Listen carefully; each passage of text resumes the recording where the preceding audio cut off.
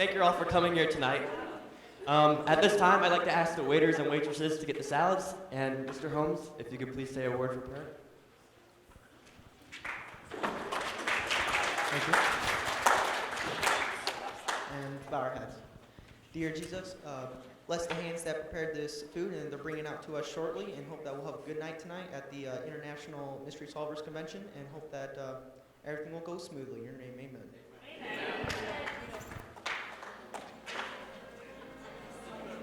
Music back up.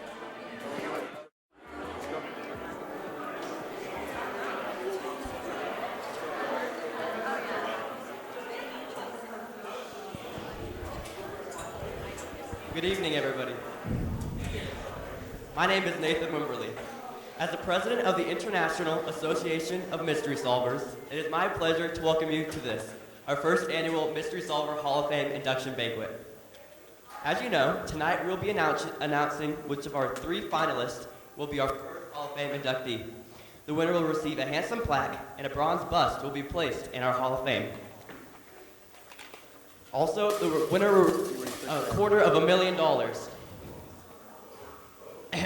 I would also like to note that this is a special night for me as well. After many years of service, I am now stepping down as the president of the IAMS to enjoy a long-awaited retirement. Our finalists will be introduced by the current vice president of the IAMS, Ms. Claudette Pindu. Ms. Pindu has been rewriting our Constitution, which explains why I am retiring. Ms. Pindu, if you would like to introduce the finalists, please.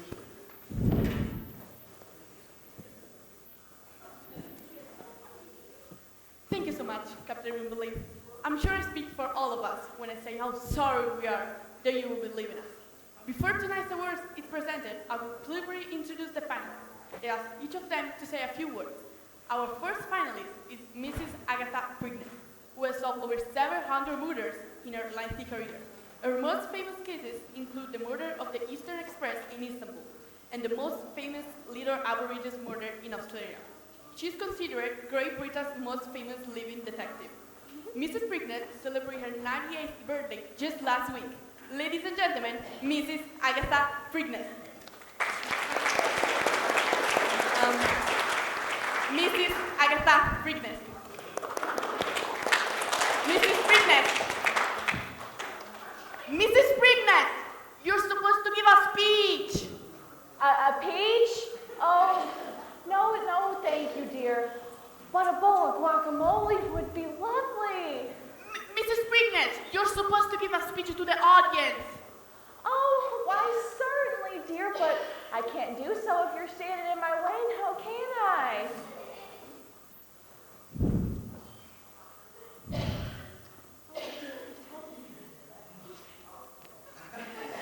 Thank you, honey.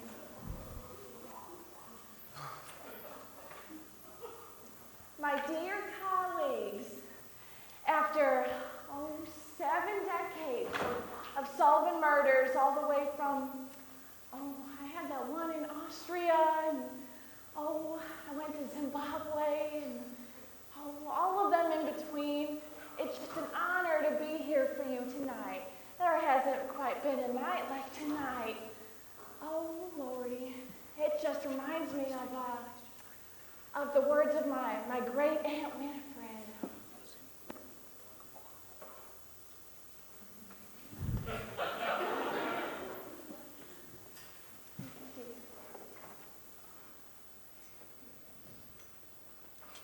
Thank you, Dear, did you get my guacamole yet? No yet, Mrs. Prigness. There's simply nothing better than a good bowl of guacamole.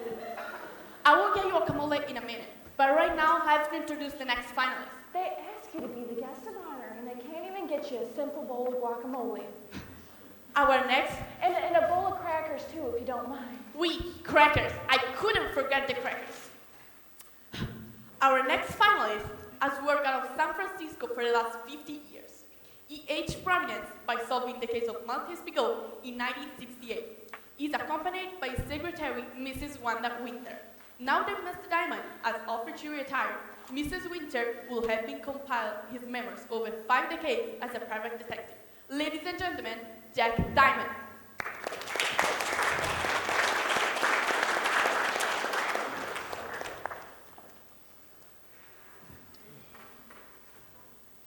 Thank you. Thank you.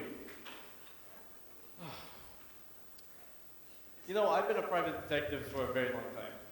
Longer than most of you guys have been alive. And let me tell you, it ain't the same as it used to be. See, back in my day, if you wanted information from a stoolie, you'd hang it by the coat rack and threaten to fill him full of hot lead. But nowadays you gotta follow the laws and stuff. See, my goodness, you can't even smoke nowadays. I've been smoking for 50 years, and it hasn't even smoking for 50 50 years. It hasn't even hurt me any. Thank you, Mr. Diamond. Get your paws off me. I ain't done yet. As I was saying, I want to thank Wanda. She's been a help for me for the past few years. My memory hasn't been so good no more, but Wanda, she's got a mind like a... Oh, like the steel trap. Yeah, that's what it is. Thank you, Wanda. And thank you to all you guys for the honor tonight. And, one more thing. I would encourage all of you, please donate to the Mystery Solver Retirement Fund. I don't have a hard time telling you that an old, handsome, beautiful, smart man like myself, you know, I don't have much of an egg nest built up, and see, guys like me, we need your help. Thank you.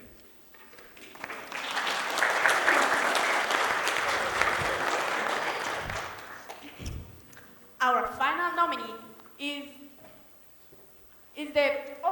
Dear, did you get my guacamole yet? Would someone please bring Mrs. Brignett some guacamole? Oh, Lordy, thank you so much, dear. Thank you. Now then, our final nominee is the late Sherlock Holmes. He is known worldwide for his incomparable skill and observation and dedication. Perhaps his most famous case is the Hound of Baskervilles. Tonight, representing the family of Sherlock Holmes is his great-great-grandnephew, Foster Holmes.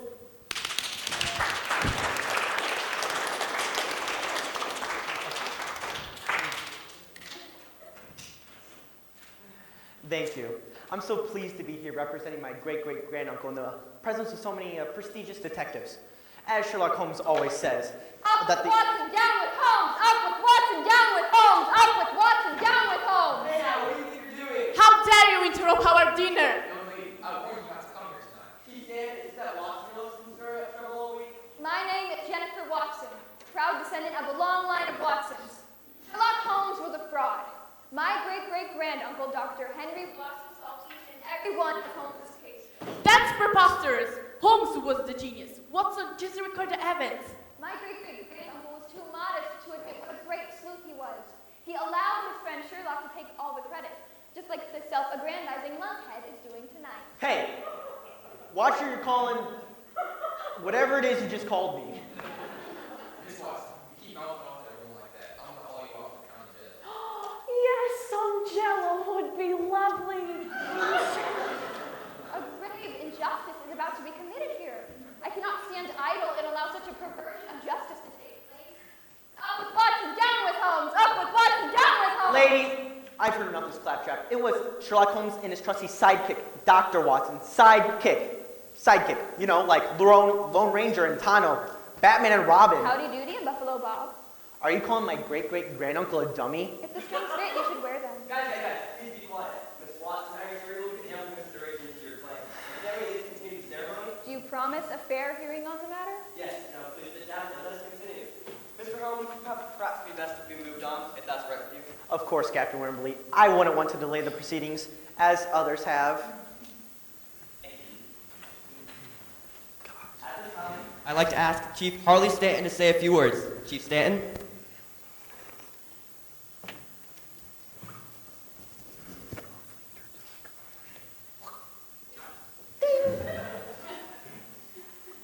Hi. You know, I'm happy to take on a bulldog and be here tonight. You know, being a sheriff in a town like this, I really haven't had much opportunity to solve as many cases as our nominees here have. But, if I could toot my own horn just a little bit, I'd like to tell you all about the time old Farley Dunbar's prize coon dog showed up missing. Let me tell you, there was lawmen from 3 states searching up one side of that man's farm and down the other. But, I figured the best way to find a coon dog was to think like a coon dog. Well, I'm sure that wasn't too hard of a task for you now, was it? Excuse me? Oh, nothing, dear. I was just wondering if anyone had a basket of fruit. All right. Well, anyways, yours truly did find the coon dog. He just wandered into one of those abandoned houses around here. There's tons of abandoned houses and buildings good for smuggling stuff. A matter of fact, actually... The fat man, he's got to be in Zanzibar. What? Well, I guess I know when my time is up. But it's my very great pleasure to reintroduce to you the president of the IAMS, Nathan Wimberly. Nate, come on up here and give this here award.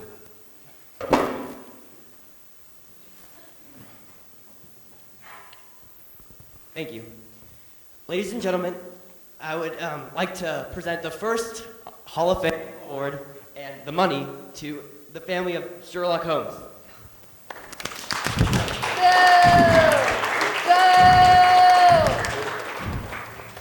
Lights out. Lights out. Go. Lights out. Hey, everyone stay where you are. Does anybody have a flashlight? No, I obviously left it in my other jacket. I think there are some candles in the kitchen. I will get them. Excusez-moi. Did anyone think to try the light switch? I believe the light switch is right over here. Oh, ow, it's my nose, you imbecile! Oh, excusez-moi. Here's the light switch. All right, everybody calm down. Captain Wimberly, you all right? Gee, he seems to be fine other than the knife sticking out of his back. He's dead. I'm not the one to stick my nose in places where it doesn't normally belong, but, I don't know. Maybe someone should call the cops. Oh, boss, that's an excellent idea. Whoa, hey, hold on here. I'm in charge here. This place is under my jurisdiction, and we will handle this my way. Yes, ma'am, would you please go call the police? Oh, Chief Stanton, I don't mean to overstep, but perhaps the murderer, dear, I'm so sorry, I'm rambling on right now, but perhaps the murderer's making his escape. Right, yeah. Everyone stay where y'all are. Who's missing? Oh, well, it looks like I found exactly where they were when the lights went out, other than the Hindu. Oh, and Captain Wimberly. Wait, where's the money? Well, maybe let's look on the ground. Excusez-moi. Well, if you want my guess, when we find the murderer, we'll find him. Excusez-moi. What makes you so sure it was a murder? Excusez-moi. What's up in the back is not a common method of suicide. Excusez-moi. What is it, girl? The phones are dead. It's probably the storm. I don't think so. Why not, sweetheart? The phones was ripped out of the wall.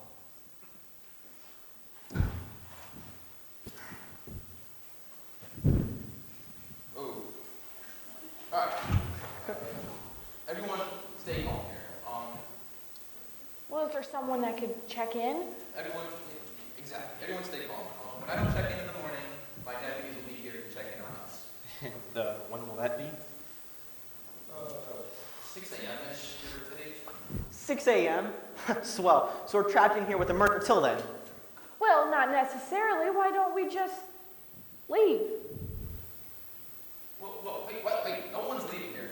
No way is someone going to leave here not until this mystery is solved. Well, Well, I suggest that we turn our attention to the murderer before maybe he turns his attention onto us. yeah, let's look on the bright side here. The bright side? A man is dead. We're stuck in here with a hick sheriff and a bunch of old people and a woman who spends her entire life messing up my ancestry. How much brighter could it get? No, really, let's look on the bright side here. With all these great detectives, especially my dear Jack here, this mystery should be a snap to solve. I wouldn't be too sure of that. Mrs. Preakness was right when she said we're all potential suspects, but if one of us is a murderer, then he or she is going to be tough to catch. I mean, nobody in the world is more about killing someone than a detective. And if one of us is a murderer, then the rest of us could be victims.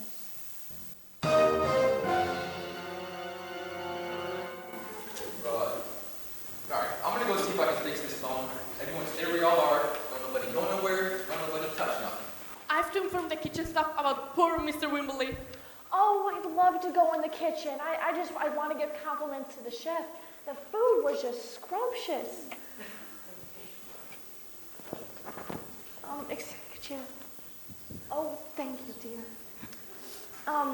Jack, could you move this out of the way for me? Oh, thank you. Oh, could you help me? Come here. Okay. Oh, you're just a gem, aren't you? Isn't she supposed to die soon or something? Oh, I don't know. It's not crazy. Cool. How many cooler he is with this dead guy? Do you honestly think he's really dead? Well, let's put it this way. The next time he goes to the shoe store, they'll have to take off the toe tag first. Yes, Wanda. Yes, Wanda. He's obviously dead. But don't worry. Jack will take good care of you. Oh, thanks. Well, judging from that, I guess you'd be really good at... At what? I'd be good at what? I was just going to say you make a really good sidekick. A sidekick. Oh, well, I will show you a sidekick, Buster. Yeah! No one in the Watson family has ever been a sidekick. You are even dumber than that pretentious great-granduncle of yours. Dumb? If my great-great-granduncle is so dumb, how dumb did yours have to be for him just to be the sidekick? You do not know anything about my... Hey, come look at this. See that? Oh. No, I see what you mean. That is unusual. Yeah, very unusual. What is? Come on, Foster. Well, isn't it obvious? The angle of the blade. Oh, yeah, the angle of the blade. So what am I supposed to notice? Sidekick. Look here, Mr. Holmes. See, normally when someone's stabbed, kind of goes like this way, you know? Stand over there. Go on, stand over there. Stand over there. But see, in this instance, I think it kind of went down. Oh, sorry. Kind of went down like this. Well, no, I'm sorry, Mr. Diamond, but I must disagree. Most murderers don't use the Sicilian grip anymore. Particularly if the blow came from the left side and if the murderer was left-handed, then... Wanda, come here. Come here. Come here. Okay. So, from this side, the killer would have used a Bangladesh side, which would have driven the blade up this way. That wouldn't fit either. You're right. I've never seen a wound like it. Excusez-moi. Yes? Yeah? Am I interrupting something? No? I was just speaking with the chef. He has a really good idea of how to take care of the body. No, I mean, the chef suggests to freeze it for later. For later? You can't do that. You don't understand. We should put it in the freezer where it will be safe until it can be examined. That's a good idea, Miss Pinto. I don't know about that. If we put the body in the freezer, it might destroy valuable evidence. So could leaving the body out here. But the cops have not been here yet. Well, I really believe this is the best course of action. Who put you in charge? Well, who asked for your opinion? Okay. Look, who cares what we do with the body? You know, we're gonna go to the basement because I just thought of something. Fine, Jack. See you later. Boss, you're so peppery. You're so pig-headed. You are so obnoxious. You're a moron. You're an imbecile. Oh, it's really dark down here, boss. Do you think we can turn on the lights? Yeah, it is pretty dark. The light's already on though. You're an idiot. You are a buffoon. You guys! There is still the body to deal with. She's right. We need to put the body somewhere safer. Why don't you put him in the freezer? Yeah, that's what we were just saying. Foster, why don't you and Chief put the body in the kitchen? Come on, people, I got this today.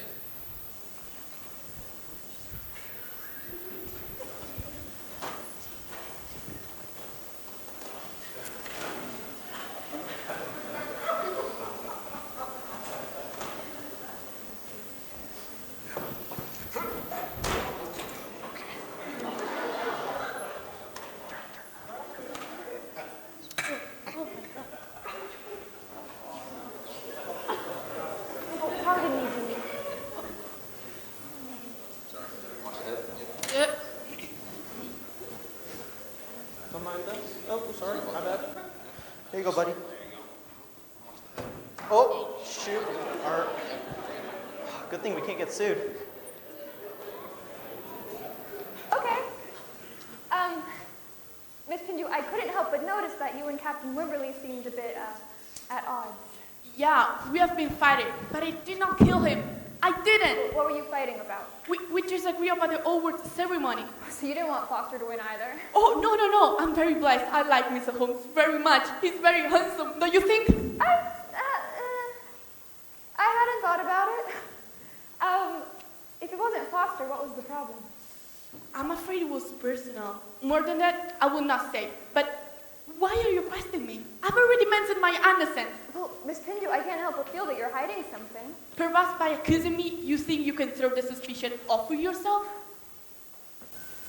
Miss Pindu, would you be willing to write down the fact that you're innocent? Write it down? Yes. Okay. Take this, write down, I am innocent, and then sign it. I believe this is preposterous, but if you will establish my innocence... What's the problem? I'm nervous. When I'm nervous, I become ambidextrous. Fascinating. Thank you, Miss Pindu. You've been very helpful.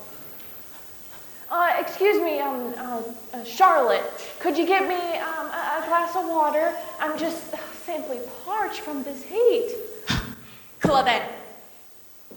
Mr. Priggins, I'll be right back with your water. Oh, thank you. Oh, by golly, what an evening. I'm just so glad I got to go see the kitchen staff. Oh, they have everything organized so nicely. The flatware, it's all stacked, and the glasses, they're in rows, and the Well, I'm cutlery. sure it is very interesting, Mrs. Preakness, but this is more important. I think Claudette Pindu is involved in the murder. If she stabbed him, she could have used either hand. She's ambidextrous. And might explain the unusual angle of the blade. That's fascinating, dear, but the cutlery, oh, Lordy. Here is your water, Mrs. Priggins. Where's Chief Stanton going? You heard something down in the basement, went to check it out. Oh, that was probably Jack and Wanda. They've been down there a while.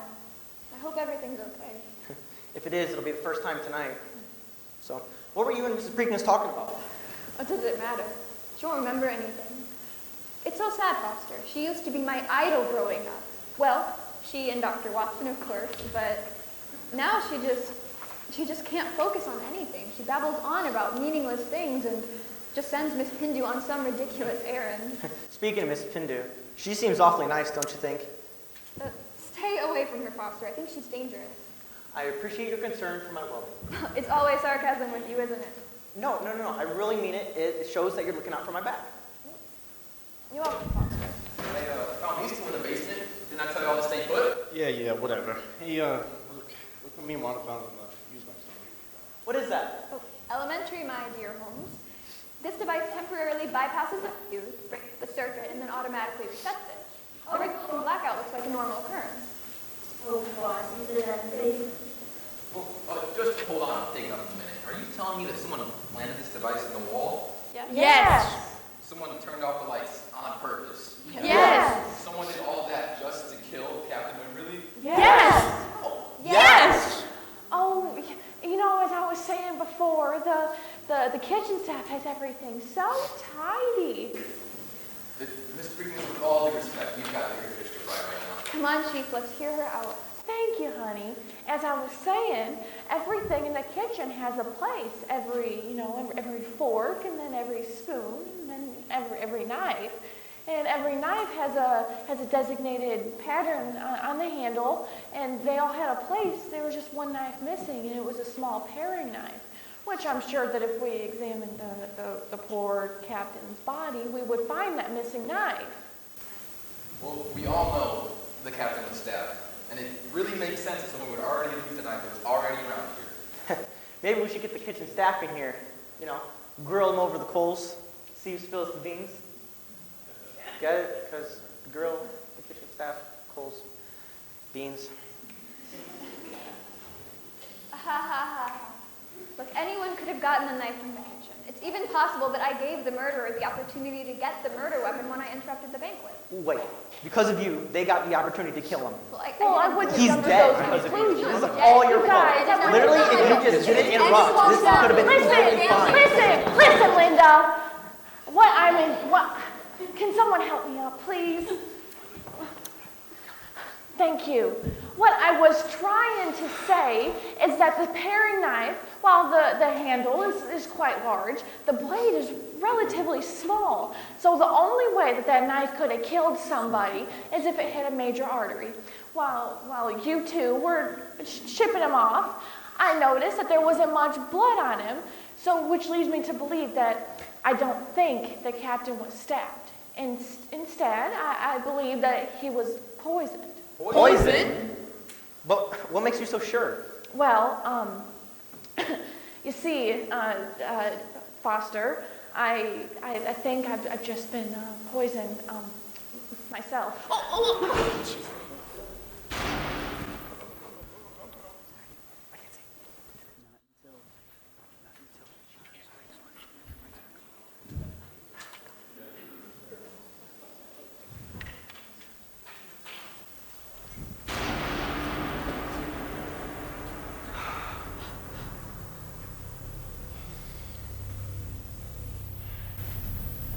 Well, like, this is just a fine medical captain, huh? People dead, and there's still a murder on this.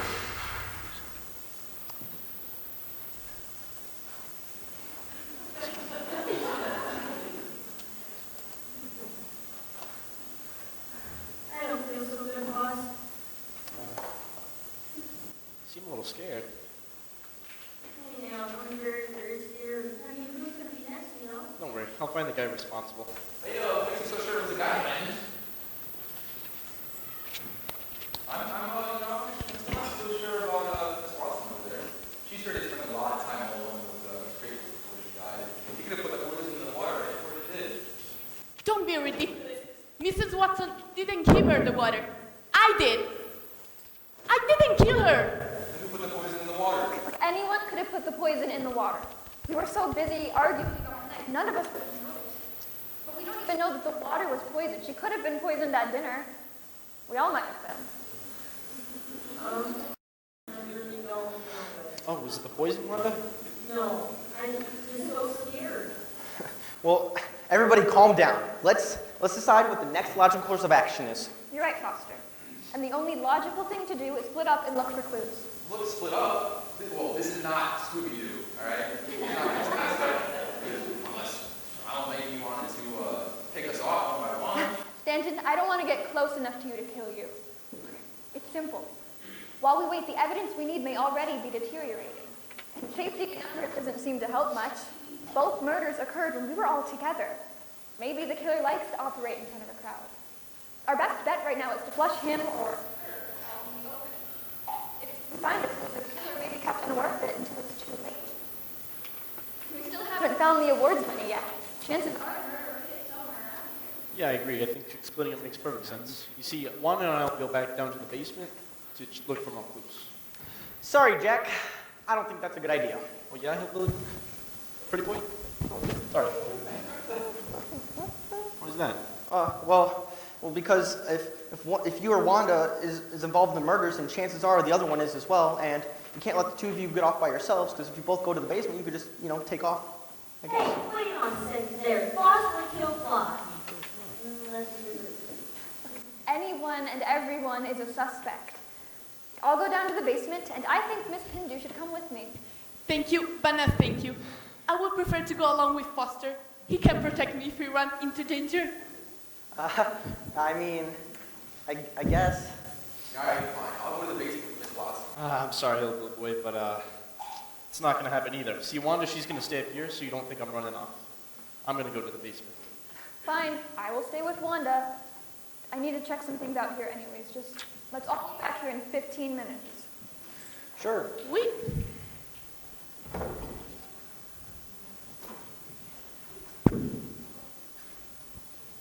Okay, Wanda, I need to go over some things here, so can you help me? Take notes while I think? You know, I don't really think. You don't, but you're a secretary. Why would he hire you if... Never mind. Look, can you just listen? Well, I think it helps me if I say things aloud. Okay. Seat appears normal, no evidence of poisoned needles. It doesn't look like there's any discoloration from the food on his napkin. Iced tea with ice melted. I wish I'd paid more attention to where people were and what they were doing and eating and drinking. Well, let's see back. Captain Wimberly,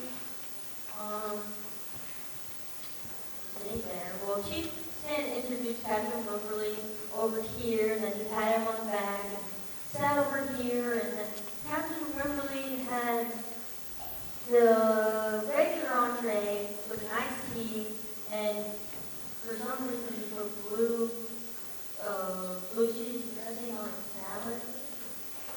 And then there was this Hindu who sat next to him, and she had a wing plain salad with iced tea, no ice. And she had one sugar.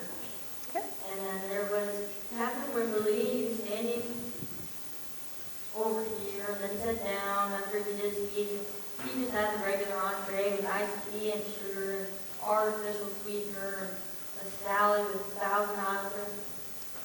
And then there was Miss Preakness, who, of course, sat right here. She had the regular entree with artificial sweetener and iced tea and a bowl of guacamole. And her salad had oil and vinegar on it. And then there's Boss, who sat right here next to me. And he just had a regular entree, of course. He said he did an introduction. And he never eats salad, so he didn't eat it. And then I sat here and I just had a plain salad with fat-free dressing, trying to wash the pig, put the dressing on. And then there was Boss who sat here and he had the regular entree with the salad, with ranch dressing, with both artificial sweetener and sugar in his ice. That is incredible. Well, my name is retirement now. Wanda, I think there's something we need to check out in the basement. Okay. Well, we didn't find anything in the kitchen. Where is everybody? I haven't a clue. But to be honest, Foster, I'm glad we were alone. Foster, I just wanted to let you know how much I admire you. You are so smart and so handsome. You are the only one I can trust. Pindu, that's a French name, isn't it? Excusez-moi? Your name, it's French, right? Oui, so what? You know, Foster, you made me so mad. I could... Kill me? I'm glad you guys are back. I have an announcement to make. Claudette Pindu is the killer. Fascinating. How did you discover this? Elementary, my dear Watson.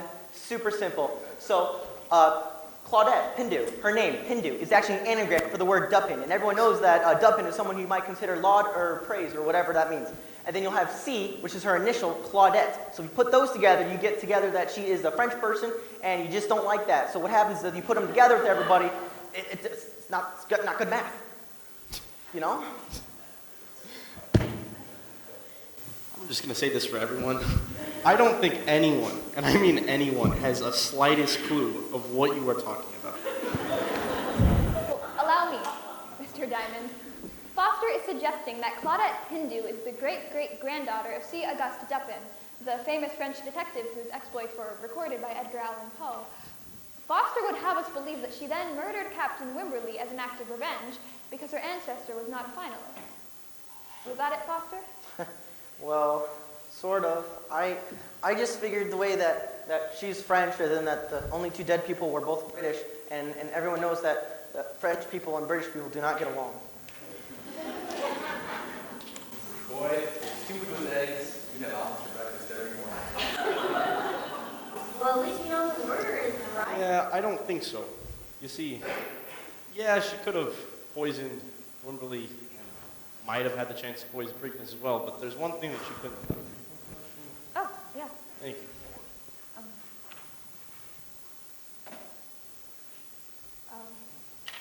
See, when, can we all remember when the lights went out and she was stumbling over everyone? And, you know, that got me thinking. she can't see so well in the dark, and she also refused to go down in the basement, so maybe she can't see so well in the dark. So that means she couldn't have killed Wimberly then. That was in the dark. Well, actually, Foster, she could have. Wimberly was stabbed while the lights were still on. Huh? But don't worry, Claudette, I don't think you're the killer. You're not bright enough. No. However, the discovery we made in the basement shows how the murder was committed and how the murderer expected to get away with it. This ought to be interesting. While we were down in the basement, we checked out the garbage cans. There's a garbage chute that dropped directly down in the kitchen. Inside one of these cans, Jack found evidence of Kosovo melon. I've never heard of this Kosovo melon. Oh, well, it's a rare tropical plant whose fruit is extremely toxic. Once I knew that Kosovo melon was involved, the murder all made sense. See, we had all assumed that Wimberly had been stabbed to death until Mrs. Preakness said that he'd been poisoned. Kosovo melon is the perfect choice. It begins by numbing the nerves of the thorax, and eventually the victim experiences total cardiovascular arrest. I get it. So basically what happened is that the killer waited until Wimberly's nerves were significantly numb and then stabbed him without him noticing. And then so when the lights went out, they knew that he would die at the exact same time that the full poison took full effect and then Wimberly collapsed. Elementary, my dear Holmes. That's why Mrs. Preakness's observation about the knife was so important. The killer had to use a knife that was small enough that Wimberly wouldn't be instantly killed. But the handle had to be large enough that we'd all assumed he'd been stabbed to death. When the killer realized Wimberly was about to be killed by the poison, he triggered the lights by remote control. But where was the poison? Well, Kosovo melon juice can be frozen. When it's frozen, it's not poisonous. If it allows to stay in Wimberly's tea, it becomes toxic again. Interestingly enough, once the poison is absorbed into the body, freezing it renders it undetectable. Since we freeze the bodies, we never would have known what the poison was if Jack and I hadn't found the traces of Kosovo melon in the garbage.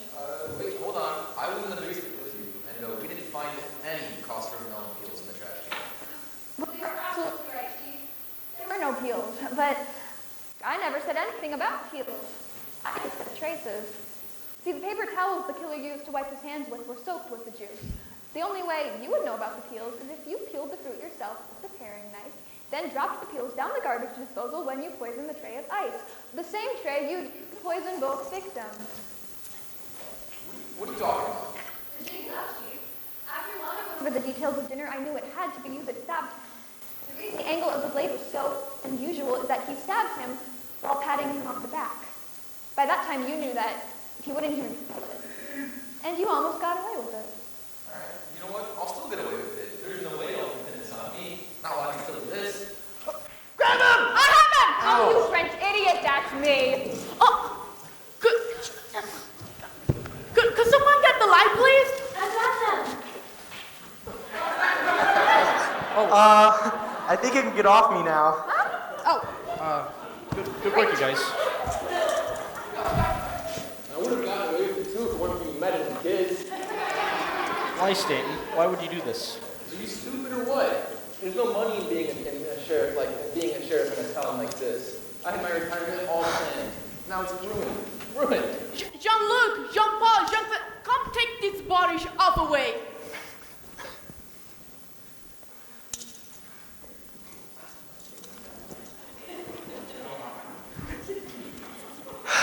oh. Well, Foster, I guess that about wraps it up. Obviously, Stanton pulled the phone from the wall in advance, probably right after he poisoned the tray of ice. Later, he saw Mrs. Preakness snooping around in the kitchen, and when she found out that the knife couldn't be the murder weapon, he poisoned her too. I'm betting that he distracted Claudette and dropped some of the poisoned ice into Mrs. Preakness's glass. He probably guessed we'd assume she died of natural causes. Yeah, I guess that about wraps it up. What about my money? Oh, Do you think we'll ever find that money? Well, wherever it is, it's all good. I really don't need it. I was going to donate it to the International Association of Mystery Solvers anyway.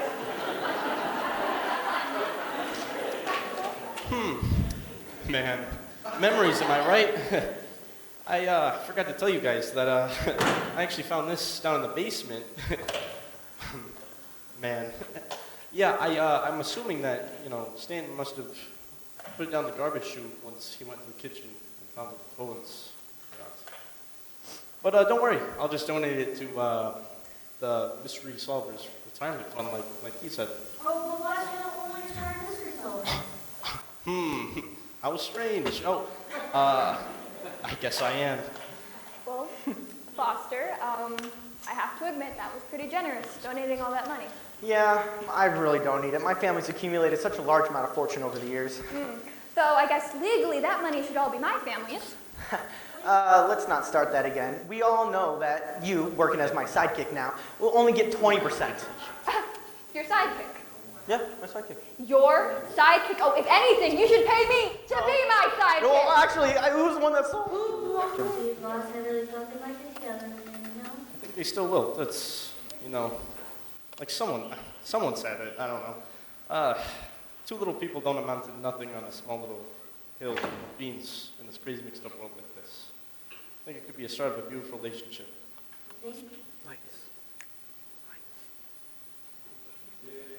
Lights.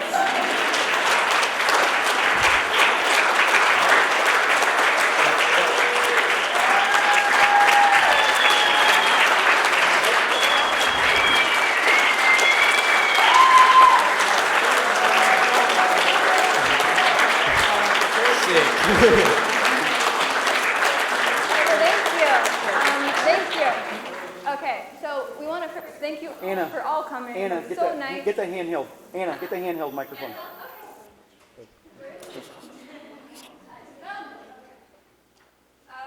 First, we want to thank you all so much for coming. We hope you enjoyed your meal and the entertainment.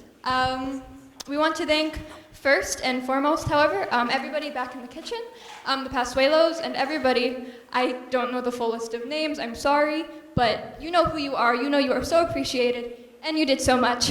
Thank you.